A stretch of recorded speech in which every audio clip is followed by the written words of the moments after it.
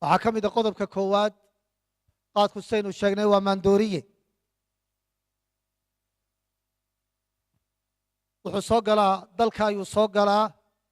si waxa weeye aad u xawliya ayuu u soo galaa sanadkii 2020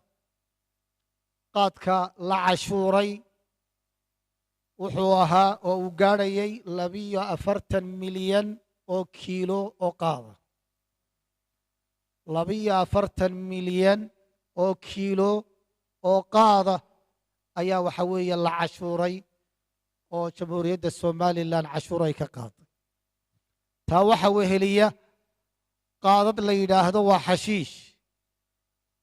oo iyagu cashuur dhaaf loo sameeyo aan la cashuurin oo tirakoobka aan ku jirin waxa taa wehelisa qayb saddexaad oo tahriib lagu soo geliyo xuduudku mar hadduu ballaaran yahay oo aan cashuurtu gaadhin oo aan la cashuurin oo siyaabo kala duwan waxa weeye dalka u soo galaa waad qiyaasaysaan 42 milyan oo kiilo kiilogii waxaa lagu dhufanayaa cashuurtiisa $10 ilaa $12 wax gaadhayaa lagu dhufanaya lacagta lagu iibsanayo ee lagu bixinayo lagu cunayo marka la xisaabiyo halkaasay kaaga soo baxaysaa waxyaabaynu tilmaamayna waxaa ka mid ah maandooriyayaasha inugu soo cusboonaaday xashiishadda iyo kuwa la midka ah ee hadda aadka u soo faafaya dadka isticmaala boqolkiiba 90 waa da'yarta secondary-ga dhiganaysa ejkoodu uu yahay 16 ilaa 20 jir uu gaadhayo ayaa inta badan boqolkiiba 90 isticmaala boqolkiiba 90 dadka uu ku dhaco xanuunka dhimirka ee waalidu ay ku dhacdo iyo xanuunada kala duwan ee maskaxdu ama ha joogaan xarumaha cilaajka ama ha joogaan xarumaha dhimirka iyo hosbitaalada dadka maskaxda ka jiran lagu hayo boqolkiiba 90 waa dad balwad leh oo mukhadaraad isticmaalaya 10 kalena siyaabo kale ugu dhacday WHO منظمة الصحة العالمية baaritaan bay sameeyeen caalamka oo dhan ay ku sameeyeen markay dalkan ka hadlayeen sanadkii 2010 baaritaankii soo baxay waxay sheegeen 4 in dadka khamriga cabba ay gaadhayaan boqolkiiba 5.4 ummadda dalkan ku nool inay khamriga cabbaan waa 2010 waa منظمة الصحة العالمية WHO baaritaan ay samaysay waxaana xaqiiqo ah maanta waxaynu gabagabadii joognaa 2021 baaritaankaasina wuxuu ahaa 2010 buu ahaa 11 sano inta ku kordhaysa iyadoo waxa weeye waa aad u sii faafay oo waxa weeye sii labanlaabmay qof waliba waa qiyaasaya waa qadaraya inta khamriga cabbaysa intay leekaanayso jaamacadaha waaweyn ee dalka ka mid ah ayaa waxay baaritaan ku samaysay ardaydeedii bay ku samaysay ardaydii heer jaamacadeed marayay ee dalkan mustaqbalkiisa ahaa waxaa soo baxday boqolkiiba 20 inay balwada yeesheen 5 ardayba mid ka mid ah inuu balwad isticmaalay ayaa baaritaankii ka soo baxay jaamacadaha dalka kuwa ugu waaweyn waxa weeye qaar ka midii ay sameeyeen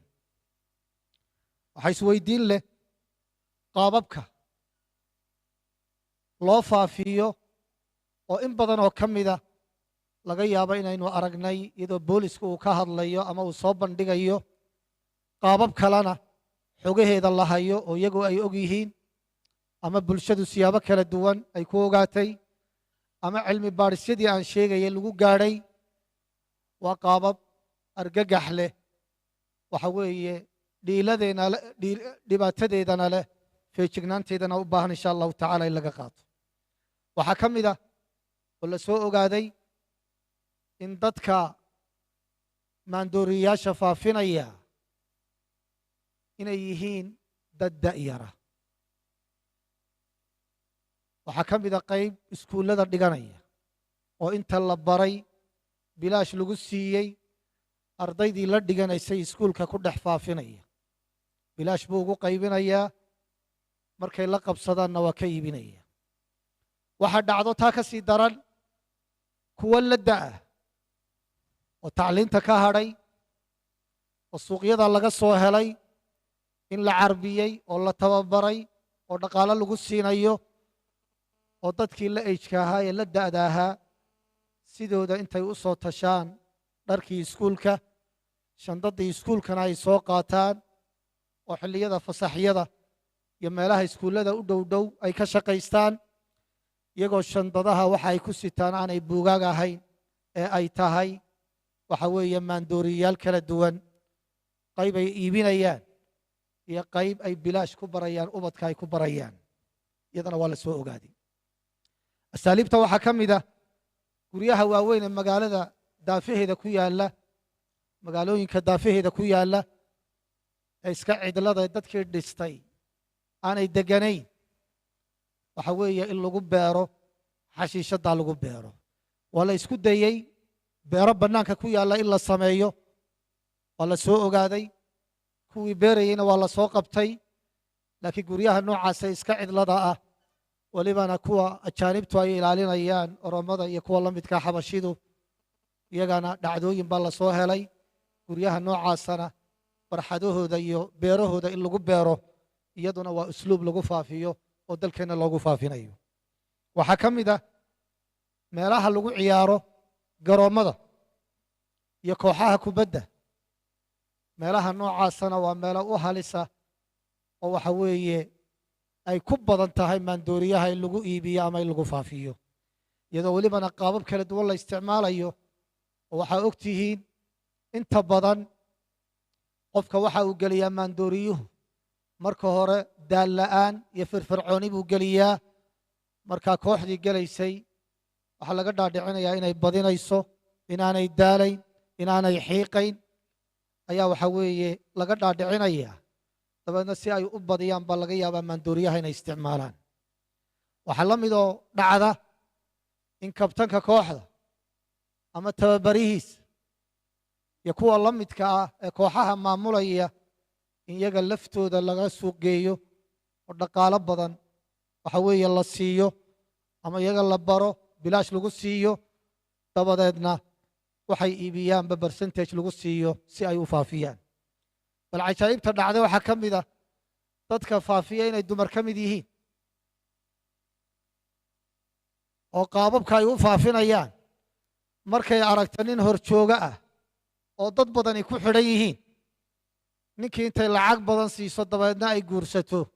si dadkaa uu hayo uu ugu socodsiiyo waa qaababka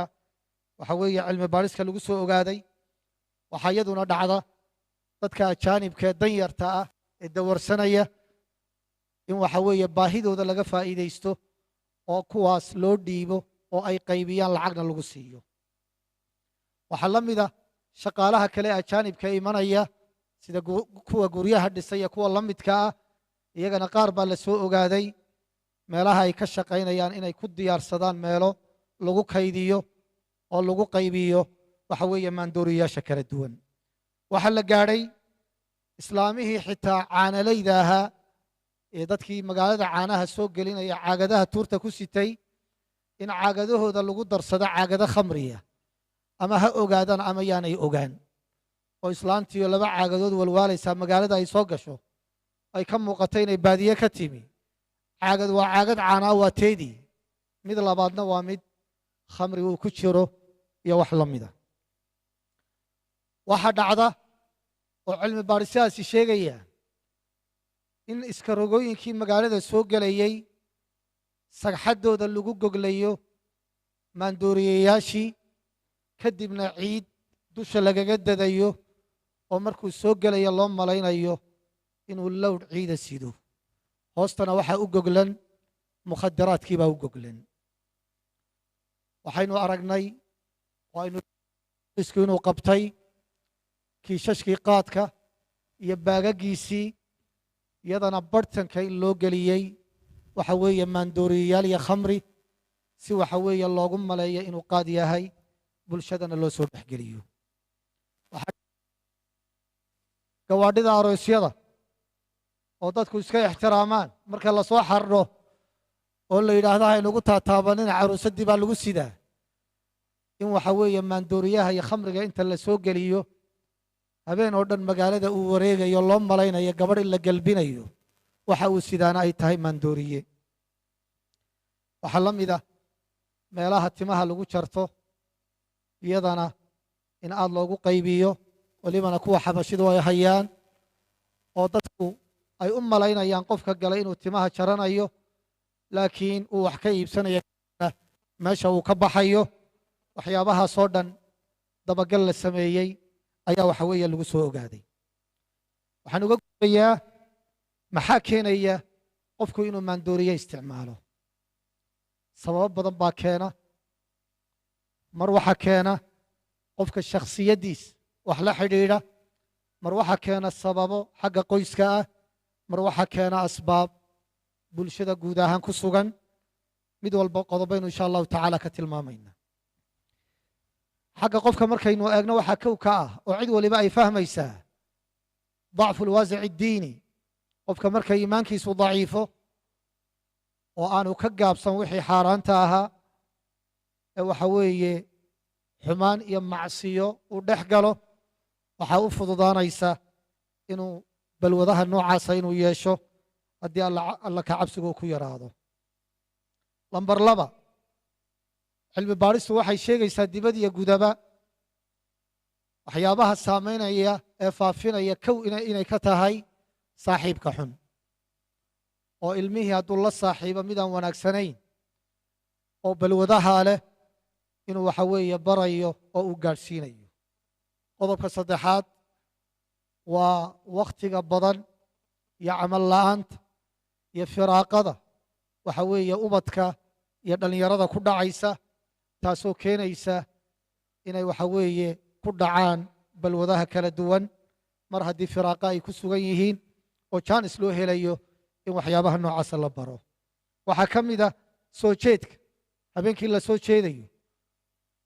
ama ha ku soo jeedo imtixaan baan leeyahay guriga dhexdiisa oo uu leeyahay luloon maayo oo waxaan doonayaa habeenka o dhan inaan soo jeedo si aan imtixaanka bundo fiican aan uga keeno oo lagu suuq geynayo inuu waxa weeye maskaxdiisu aad u shaqaynayso si fiican wax u xifdiyayo aan hurda ka imanayn firfircooni uu helayo si uu subaxii imtixaanka u galo habeenkii uu ku soo jeedayo maandooriyayaasha noocaasa ama ubadkii ay suuqa ku saamalaylayaan oo saacadaha dambana ee dadku ay kala seexdeenna ay tahay saacadaha aadka loo qaybiyo oo waalidkii haddii ubadkiisu suuqa ay ku soo habsaamayaan waxa weeye waxay halis u yihiin inay maandooriyayaasha noocaasa dhex galaan waxaa ka mid a tawafuru lmaal inuu ilmuhu ka soo jeedo qoys ladan oo markuu waalidka la hadlaba waxa weeye mobilkiisa $50 iyo 20 iyo 30 loogu soo shubayo oo mobilkiisu aanu madhnayn iyaduna waa sabab caalamiya oo ka qayb qaadata da'yartu inay maandooriyaha bartaan waxaa ka mid ah altaqliid walmuxaakaa inuu qofku ku dayanayo dad kale uu ku dayanayo ama ragannimo uu ka dayayo iyo wixii la mid ah iyaduna waa sabab weeye waxaa ka mid ah alhumuum walmushkilaat qofku inuu cidhiidhi iyo mushkilado iyo diiqad inuu dareemayo dabeedna uu ka baadhayo nafis iyo farxad waxa weeye isticmaalka uu maandooriyaha isticmaalayo xagga qoyska haddaynu eegno asbaabta keenta in la isticmaalo maandooriyaha ma inuu faafo waxaa ka mid ah labada waalid mid ka mida inuu isticmaalo balwad inuu isticmaalo dabeedna ubadku ay waxa weeye kaga daydaan waxaa ka mid ah labada waalid inay mashquulsan yihiin oo labaduba aanay ubadkii la socon oo laga yaaba labada waalid aabbihiina inuu dhoofsan yaho dibadda ku maqan yahay hooyadiina inay noqotay waxa weeye ganacsato suuqa fadhida ubadkiina suuqa lagu sii daayey waxaa ka mid ah alqaswatu zaa'idatu cala alawlaad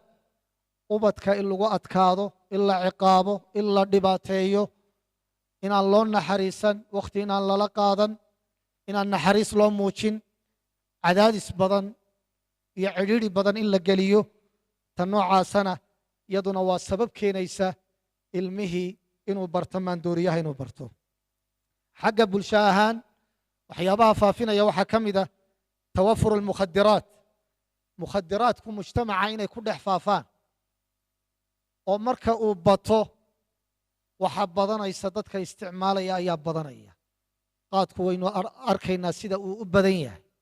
kabadhadiisu meel walba ay u yaallaan sida uu u badan yahay ayaa mar walba dad badani u baranaya mukhadiraadku haddii ay faafaanna oo si fudud loo helayo waa mid keenaysa inuu mujtamaca ku dhex faafo dad badan inay isticmaalaan waxaa ka mid ah in la helo meelo lagu ciyaaro ama meelaha giimka ha noqoto ama sinimooyinka iyo meelaha fiidiyoyada lagu daawado ha noqoto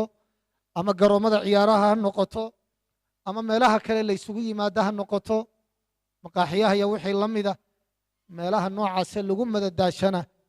haddii aan la xakamayn oo aan lala socon la kortoogjayn waxaa ka dhalanaysa in hawsha noocaasi dhallinyarada dhexdeeda ay aada ugu faafto waxaa ka mid ah iskuulku risaaladii uu xambaarsanaa inaanu gudbin oo gaabis uu ka jiro oo mushkiladdaasi markay mujtamaca soo wajahdo macallimiintii iyo maamulladii iskuulladu wacyigelintii loo baahnaa inaanay samayn waxaa ka mid ah dowladda iyo dacfigeeda oo waxa weeye booliskii oo dee aan ku fillayn ilaalintii xuduudka xakamaynta maandooriyaha iyo wixii la mida waxaa la mida inaan loo samayn miisaaniyad u gaara ama waxa weeye xafiisya u gaaroo daneeya waxa weeye maandooriyaha oo cilmi baadhis samaynaya dabagal samaynaya xogta soo gudbinaya dhaqaalihiisa iyo gaadiidkiisa leh waxa weeye taas oo aan la haysan iyaduna qayb weyn bay ka qaadanaysaa inuu mujtamaca dhexdiisa ku faafo waxaa ka mid ah isu furnaanshaha dhaqaale xuduudkiioo furan dhaqaalo badan oo la isweydaarsanayo ayaa waxay keenaysaa in la isu soo dhex raaciyo maandooriyayaal sida hadda etoobiya inaga haysata qaadkan badan iyo waxyaabahan badan ee inooga imanaya loo soo dhex gelinayo khamrigii iyo maandooriyihii kala duwanaa malihin ha la xidho dhaqaaluhu waa furnaanaya laakiin waxaa la socota in la xakameeyo oo baadhitaanku bato welibana xuduudada iyo meelaha la midka ah waxaa kaloo ka mid ah qaadka iyo balwadihii la midka ahay aynu la noolayn oo mujtamaca aada ugu faafay taasaa waxay keenaysaa in qofkii markuu muddo qaadka wado inuu uga sii dallaco khamri iyo maandooriye kale inuu uga sii dallaco ama kuwo cusub tijaabintii isagoo raadinaya inuu kuwo kale u gudbo walidaalik waxaad arkaysaa dadka khamriga faafinaya waa kabadhada qaadka iyo gawaadhida qaadka kuwa maandooriyaha la soo marinaya waa dadka noocaasa kuwa noocaasa faafinaya qodobka ugu dambeeya waxyaabaha bulshada ku faafinaya waxaa ka mid ah wacyigelin la'aan ka haysata dadka dhibka ka dhalanaya mukhadiraadka iyo haddii mujtamaca uu ku faafo saamaynta uu keenayo waxaan uga gudbayaa dhibaatooyinka iyo saamaynta mukhadiraadku ay leeyihiin haddii mujtamaca ay ku faafaan saamayntaas nafta waa ku keenaysaa bulshana waa ku keenaysaa qoysna waa ku keenaysaa gaar ahaan diintay ku keenaysaa akhlaaqda iyo dhaqankay ku keenaysaa dhaqaalaha ayay wiiqaysaa oo saamayn badan ku keenaysaa markaynu eegno caafimaadka qofka caafimaadkiisa aad bay u saamaynaysaa oo waxay baabiinaysaa neerfayaasha guud ee qofka kaga shaqaysiinaya waxay ku keenaysaa saamayn weyn iyo dhaawac weyn bay ku keenaysaa ilaa marka dambe heer waali waxa weeye ay gaadhsiiso waxay keentaa saktata dimaagiya waxay keeni kartaa qofka maskaxdiisu inay danto oo waxa weeye unugyadeedu ay dhintaan waxa ay keenaan oo sabab ay u noqdaan qofka kansar inuu ku dhaco noocyadiisa kala duwan waxaa ka dhasha xanuunada wadnaha wadna istaag iyo halbowlayaasha oo xidhma qabsinada iyo wixii la mida waxaa ka dhasha beerka unugyadiisa inuu dilo waxa weeye dheefshiidka dhaawac weyn inuu u geysto waxaa ka dhasha qofku inuu tabar dareeyo oo jir difaaciisu uu daciifo midabkiisu isbedelo caatoobo u dhaganuglaado xanuunadoo dhan waxyaabahaasoo dhan iyo kuwo kaloo aan soo koobayn qofka caafimaadkiisa ayay saamaynaysaa qofka nafsaddiisa saamayn badan bay ku keentaa markuu isticmaalo waxa weeye maandooriyaasha sida badanna ka isticmaalaya wuxuu isticmaalayaa naftiisa farxad iyo badhaadhe inay dareento laakiin xaqiiqadu waxay tahay taa cagsigeeda inay ku keenayso waxaa ka mid a qofku inuu dareemo walwal iyo walbahaar cidhiidh iyo diiqad inaanu awoodin go'aan inuu qaato waa aragteen qof baad arkaysaa 50 sano balwad lahaa oo kule 50kaa sanaba waxaan doonaya inaan iska joojiyo oo aan iska daayo laakiin waxa weeye aan joojinayn oo aan awood u lahayn inuu go'aan qaato waxaa ka mid a dhibaatooyinka uu keeno qofku inuu cuslo ku dhaco dadka ka dhex baxo gooni socod uu noqdo hadduu cid la soconayana kuwa la mida waxa weeye uu ku gaar noqdo oo bulsho weyntii uu ka dhex baxo iyaduna waa xanuun iyo bulsho xanuun qofka bulsho ahaan ugu dhacaysa waxaa la mida waxyaabaha uu ku saamaynayo qofka alhalwasa alsamciya waalbasariya inuu qofkii isagoo aan waxbaba maqlayn inuu yidhaahdo waxbaan maqlaya yaa ii yeedhaya mar walba codod buu maqlayaa halwasa samciya ama halwasa basariya waxbaa iskay tusay waxbaa ii khaakhaairaya waxbaan arkayaa iyo wixii la mida oo marka dambe marka taasi ku sii badato khaakhayaraadaasi waa li isu beddelaysa waxaa ka mid a qofku inaanu awoodin التركيز inuu wax dhagaysto ama wax faa'iidaysto ama wax fahmo inaanu awoodin xasuustii baa ka tegaysa waxa weeye waxbarashadii baa ku adkaanaysa fahmadiisa hoos u dhacaysa waa ta keenta ubadku markay bartaan inay waxbarashada ka hadhaan oo ka dhacaan waxaa ka mid a dhibaatooyinka uu ku keenayo qoysaska iyo faamiliyada uu ku keenayo تدهور العلاقة الزوجية وقريقي قف كمدي هدو بلابو ماندوريها نوعاسة أما والدكي مد كمدي هو بلابو وحوية حريركي قويسكا كدحية بربورية وبدكي لفتو دو هدي استعمالان حريركي أي والدك للا هايين بربورية وإسكو دع بدن يسقبسي بدن بايمانية وحكمدي قف ماندوريها هدو استعماله وإياهي قف شقين أيي oo qoys hayay inuu shaqada wadi waayo oo uu ka caajiso ka seexdo shaqadiina uu sidaa ku seego dabeedna qoyskii ay isku soo baxsadaan waxaa ka mid a xanuuno nafsiya inay ubadka ku dhacaan marka labada waalid mid ka midi balwad uu yeesho ee uu kululaado ee waxa weeye xaaladiisu isbeddesho macaamilada ubadka uu la macaamilayaana ay xumaato xanuuno nafsiya ubadka inay ku dhacaan waa dhibaato qoyska ku imanaysa waxaa ka mid a qoyska sumcaddiisu inay hoos u dhacayso haddii uu noqdo qoyskaasi qoys hoy u ah inay waxa weeye maandooriyuhu ku dhex faafo ama dadkii joogay qaybo ka midii ay isticmaalayaan dhibaatooyinka bulsho ahaan ka dhalanaya waxaa ka mid a kow khasaaratu almawaarid albashariya in bini aadamka la khasaaro waxaa ugu qiimaha badan ee bulsha ay leedahay human resource waxa weeye waa dadkii wax u soo saari lahaa dhaqaale u abuuri lahaa wax soo kordhin lahaa dadka noocaasa in la khasaaro khasaarahaasi mar wuxuu noqonayaa khasaaro dhammaystiran oo qofkii inuu balwaddaaba u dhinto oo sidaa lagu waayo oo noloshaba uu ka tago oo dadkii waxa weeye koobnaa ay gurmaan oo fagmaan oo dad badani ay ka dhintaan ama ha noqdo khasaare qofkiiyo nool la khasaarayo oo nolosha uu ka dhacayo aanu awoodayn inuu shaqaysto bal bulshadiisa dulsaar uu ku yahay oo uga baahan yahay inay daweeyaan dhibkiisa la tacaalaan iyo hawlaha uu soo kordhinayo inay xakameeyaan culays waxa weeye bulshadii ku noqonaya dadkii waa la khasaaraya waa qodob weeye qodobka labaad qilatu mucadalaati alintaaj wax soo saarku inuu yaraado ama ha noqdo qofkaasi shaqaale dowladeed ama mid barayfad ha noqdo ama ganacsada ha noqdo ama mid beer falaya ha noqdo ama mid xoolo dhaqataa ha noqdo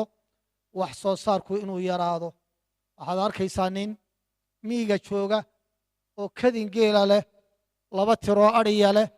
markuu qaadka bilaabo ayaa geeliina gurmaya adhigiina dabar go'aya ilaa neefka ugu dambeeya marka ugu dambaysa uu waxa weeye qaad ku beddesho kuwii shaqaynayay baa la mida shaqaalihii dowladdu hadday balwad leeyihiin saacado badan bay ka luminayaan qaranka ka luminayaan waxaa la mida kii ganacsanayay dukaanka haystay hadduu balwad leeyahay saacado badan ayuu qaadka u fadhiisanayaa saacado badanna waa hurdayaa wax soo saar badan oo bulshada dhaqaale loogu soo saari lahaa baa lumaya oo aan la soo koobin waxaa ka mid ah waxaa aad iyo aad u badanaya waxa weeye khasaare dhaqaale oo waxa weeye ka baxaya qaranka ka baxaya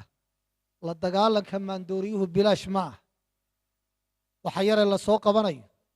dabagalka lagu samaynayo sirdoonka eryadka la eryanayo qabashada la qabanayo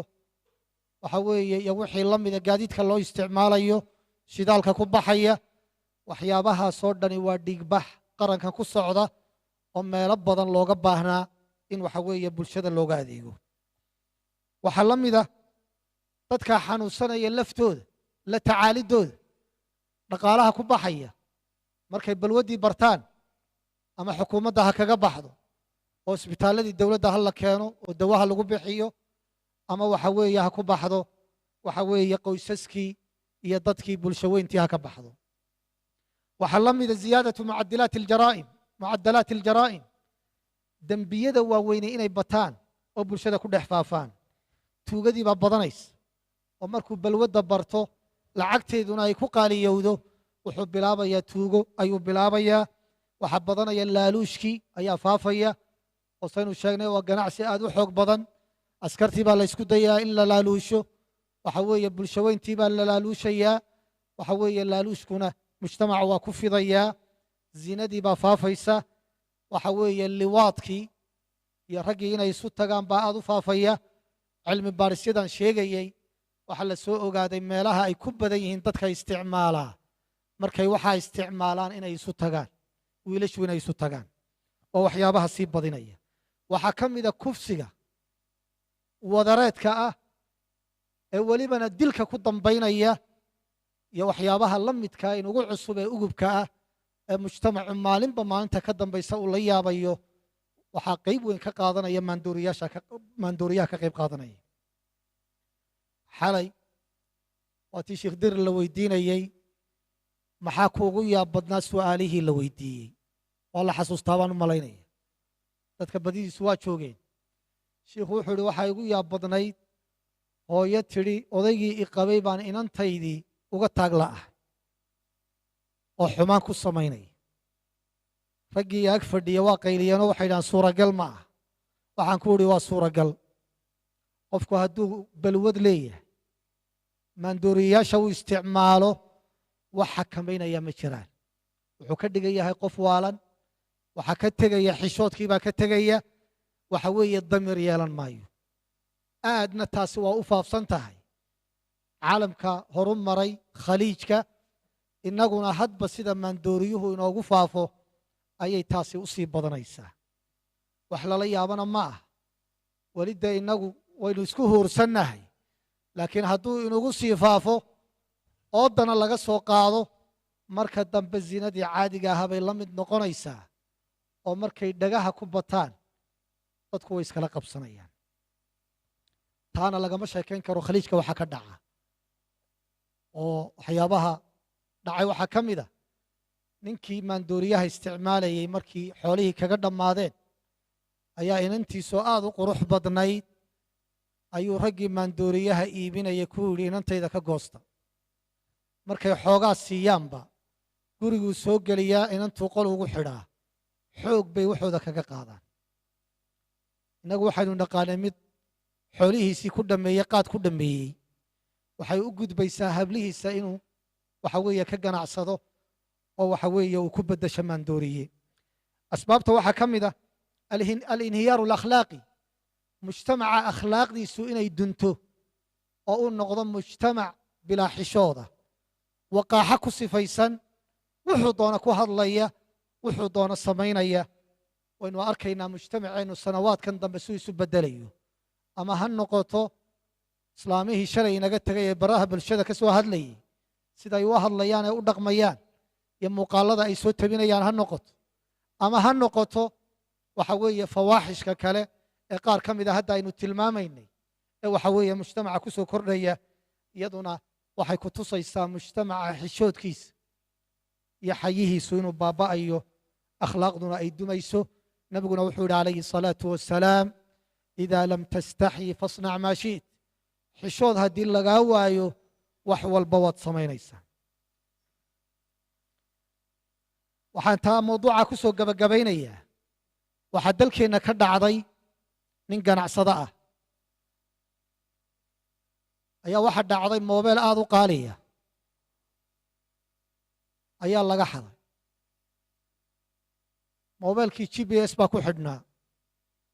waa la daba galay, waxaa loogu tegey xaafad baa loogu tegey. waxaa loogu tegey nin dhallinyaro ah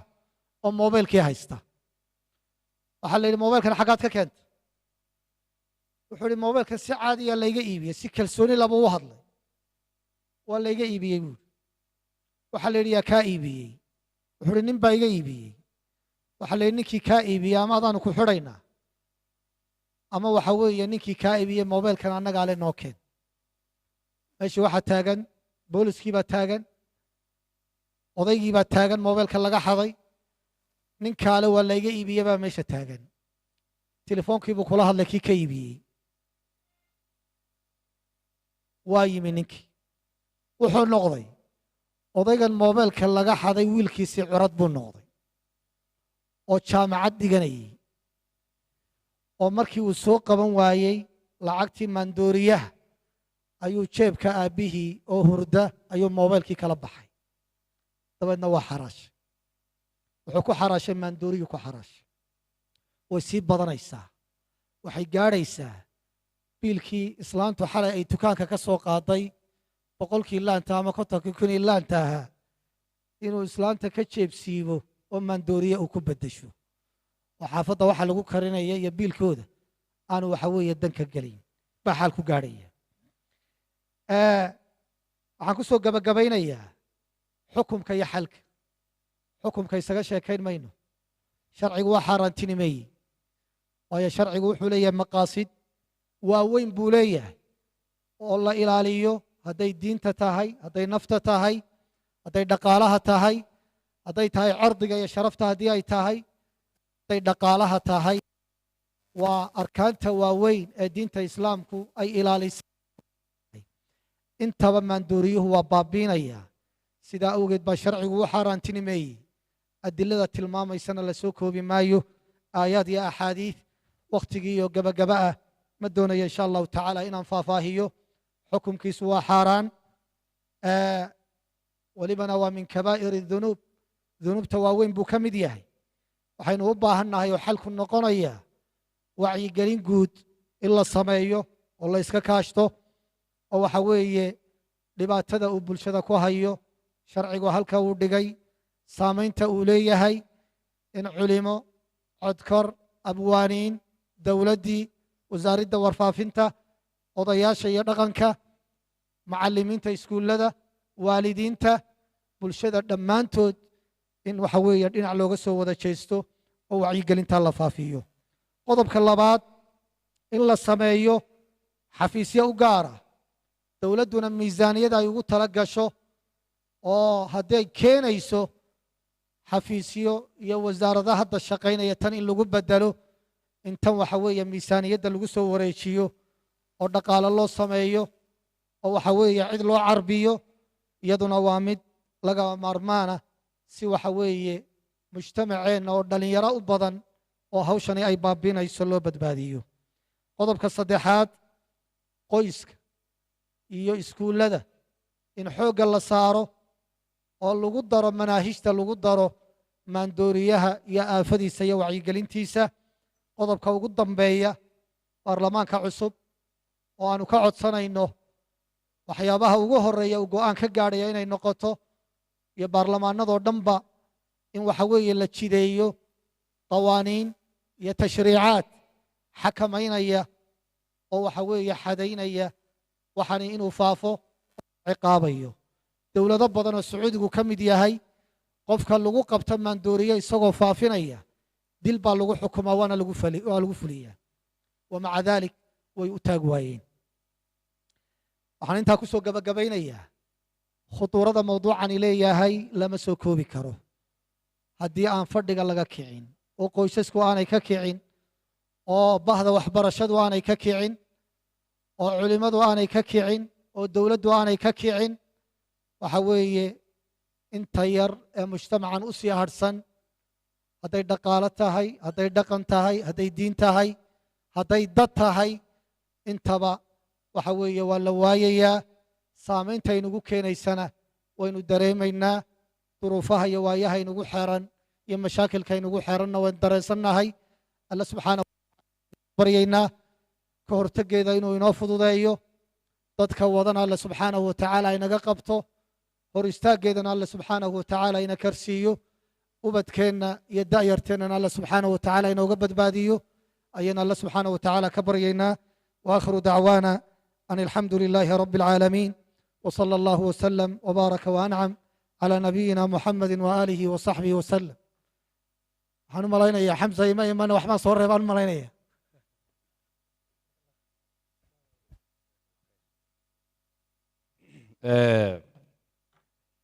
aad iyo aad buu mahadsan yahay doctorku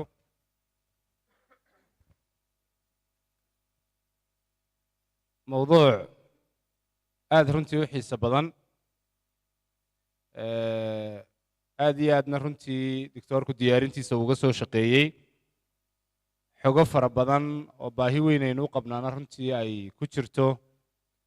ayuu doctorku inala wadaagay waa uga mahad celinayaa toos waxaynu u geli doonaa muxaadarada labaad oo ka mid ah muxaadaraadkii aynu sida gaarkaa ugu baahnayn qof kastaana u baahan yahay in naftiisa iyo iimaankiisa uu kor ugu qaado dad qiimo leh oo ilaahay subxaanahu watacaala uu ammaanay yaqiin iyo iimaankooda oo sarreeyana lagu bartay qof walibana uu jecel yahay inuu ka mid noqdo ayaa waxaynu qaadan doonaa markaa muxaadarada labaad oo ciwaankeedu yahay sifaatu ahli lyaqiin dadkaas wanaagsani sifooyinka ay leeyihiin waa maxay si aad uga mid noqoto inta wanaagsan waxaynu u baahannahay inaynu ogaano dadkaasi waa dad maxay ku sifaysan waxa aan soo dhowaynayaa si wada jirana aynu u soo dhowaynaynaa doctor cali maxamed saalax oo isagu muxaadarada markaa waxa weye nala wadaagi doonaa soo dhowow doctore